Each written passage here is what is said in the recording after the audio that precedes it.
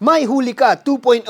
Baka may huli ka na at hindi mo pa alam. MMDA just launched My Huli Ka 2.0, a new portal under the No Contact Apprehension Policy, or NCAP. Let's break it down. My Huli Ka is MMDA's upgraded website where you can check if you were caught violating traffic rules via CCTV, kahit walang enforcer sa daan. All you need is your plate number and MV file number, and it shows actual photos or videos of the violation. You can view, pay, or even appeal directly. Pero hindi lang basta website ito. It's part of the bigger comeback of the controversial No Contact Apprehension Policy. Under NCAP, you can be flagged for beating the red light, illegal swerving, or stopping in yellow boxes kahit wala kang hinarap na MMDA sa kalsada. Ito ang future ng traffic enforcement, tech-based, automated, and paperless. Mas techy, mas efficient, pero mas nakakagulat kung biglang may huli ka na pala. Some drivers say, at least may proof, pero may ibang takot, what if wrong detection or mali yung context? Let's be honest, it's convenient, but it still raises the question on fairness, consent, and how fast the system can act on appeals. Sa panahon ng AI at surveillance, may huli ka pa rin ba kahit wala kang ginawang masama? Check the site, stay informed, drive safe. Ako nga pala si Engineer Morgan Sain, yung coach ng bayan.